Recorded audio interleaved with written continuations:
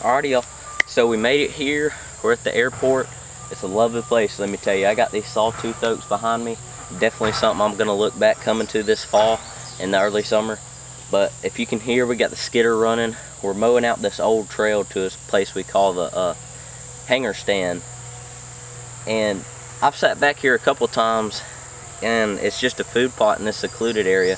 And if you didn't know, I'm sure you saw some hunts from last fall that clear-cutted almost 900 acres all the way back this way, and this way is just timber. So these deer are kind of pushed in. Of course, they'll work their way out into the clear cuts for food and stuff in the afternoons, and even some of them will bed along the creek roads that run through it. But this secluded timber, these little honey holes like this, is awesome for catching them during the rut, and when the acorns start dropping, just can't beat it.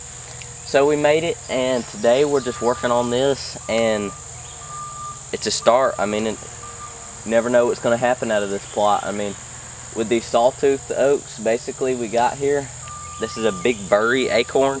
Looks like a bunch of snakes coming off of it, and that, see if I can get down it to these green acorns down in the middle. So what it is these acorns actually drop one of the most earliest, other than the willow oaks, and it's a big acorn. I mean, it's not even full grown, and hopefully you can see that. I mean, that's the size of my hand, size of my thumb, so it's about the size of the end of your thumb, if you can tell there. I mean, that's a pretty big acorn. And so what I can bet on this fall is, as soon as these acorns hit the ground, there's willow oaks, and there's these that hit the ground in September.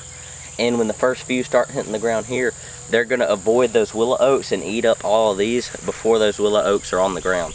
And even if they're on the ground, they'll eat these up before they get to those, because those willow oaks they have higher tannins in them. So we want to focus on these come September, and I can already pick out trees that I can hang my daggum saddle in.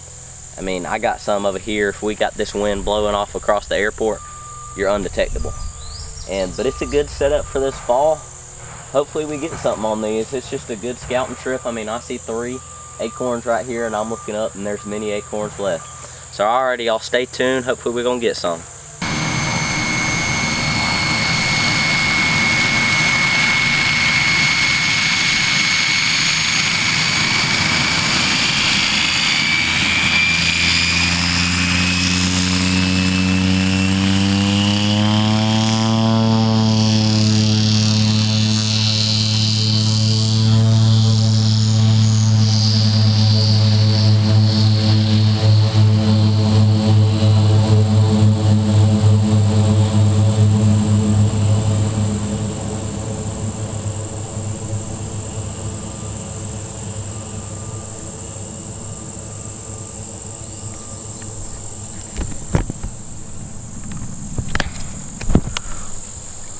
Ooh.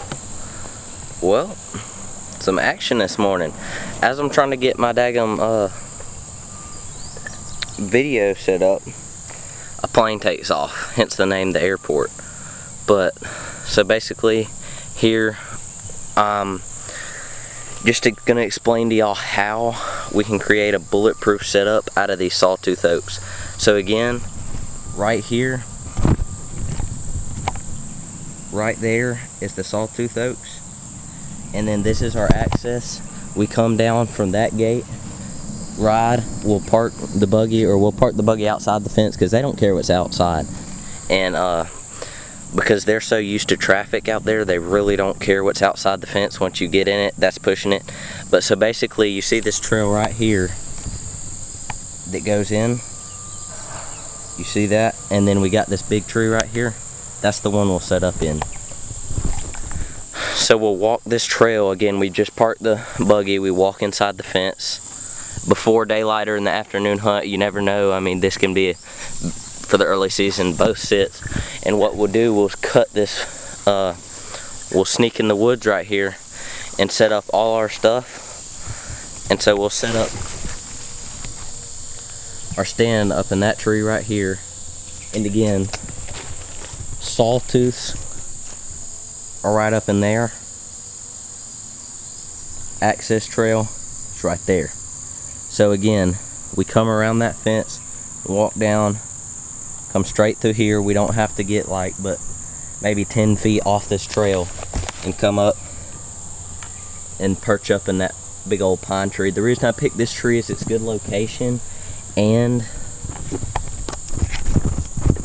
all the cover on it, if you see that ivy and stuff on it, works great for cover. And you want the deer, and you got all this stuff. Hopefully y'all guys can see that. But you see that stuff out there, not the one that's close, but the farther out, that's about 5 foot away from the tree. You want that when you're picking a stand, because what that'll do is those deer will focus on that instead of you, and it'll make them way harder. See if I can get this focus, way harder to pick you off. And that can be the difference between success and failure. So basically, when we're sitting in this stand, I'm not going to do any stand prep. We already got a trail back this way where we can see plenty, so we can see back in there. And what that'll do is we'll catch them back there with my tethered saddle, and those, again, sawtooths right there, trails right there where we can shoot. And we're not skylined. We'll sit behind this tree with my butt facing this way in my saddle, and I will be hidden actually, and I won't be skylined. And what I'll do is get that camera arm stuck up in there, and then I'll peek around that tree and shoot them. Hopefully a big buck standing right out there and that stuff. And what that is, guys, that's a crucial thing to this setup also, is there's that kudzu and privet and whatnot. And those deer will actually feed on some of that stuff, and there's greenbrier in there, and they will feed on some of that stuff, and while they're feeding will allow you to get a shot, hopefully. And this is just a bulletproof setup for this fall. And again, I didn't mention my wind, so let's look at that real quick. I mentioned my access, where I'm hanging my stand, when I'm hunting it. Again, that'll be early this fall, and maybe even late summer when the sawtooth starts dropping. And so my wind. So to create an even more bulletproof setup, those deer are bedded back there. So if you can see where that woods just starts to get thick back there, zoom in right here. Where those woods start to get thick, you can kind of see it up in there. So where them woods starts to get thick back there, what that is where they bed in them creek bottoms and stuff. And when they bed back there, what they'll do is they'll have their wind to their back watching these open pines, and they'll have the wind like this, which is a great advantage for us, because with the wind like this, they'll be bedded there.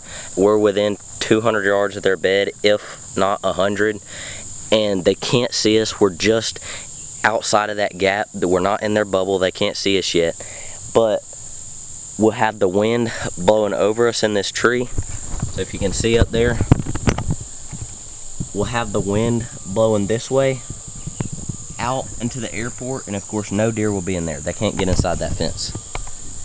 That is how you create a bulletproof setup. Again, your access is fine. You can access it in the morning time. And my only thing, if you do hunt this in the morning time or a setup like this, you want to get in plenty early, because they tend to be in here before daylight, and you might have to wait for them till it gets daylight in that gray light time and shoot them then, because they'll be in here early. So you need to get in here like 3-4, a good couple hours before daylight, especially to get set up and everything. But for an afternoon sit, this is killer, and hopefully we'll put this into use this fall. Alright, y'all, hope y'all enjoyed. I mean, that's a killer setup. That's just one of many ways that you can kill a big buck down here in the south or up north. You never know. Whew. It is hot out here, let me tell you. Y'all don't make fun of me for my fanny pack. You know how it is. But another tip I wanted to mention to y'all is pull out your phone when you get this. You can get it for free or premium like I have it. So I have landlines and whatnot, property lines.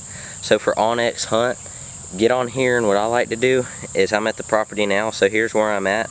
You can tell them pines. So you see them pines right there.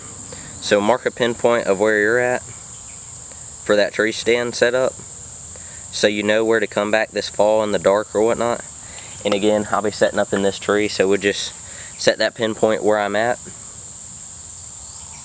and then also set a pinpoint on those sawtooth oaks, just in case. You don't have to do this, but I would highly recommend it, because you got a food source icon down here on OnX, and just in case you have an off wind or something And if you do, so you can set up on that side of it without getting busted. You never know what you might run into this fall. A south wind's going to be best for this spot, blowing it back this way. So that is how to create a bulletproof setup this fall. This is a wonderful summer scouting session. I mean, I can already see those sawtooth oaks starting to get big. Hopefully we're high expectation and the deer are going to get killed here. Alrighty, y'all.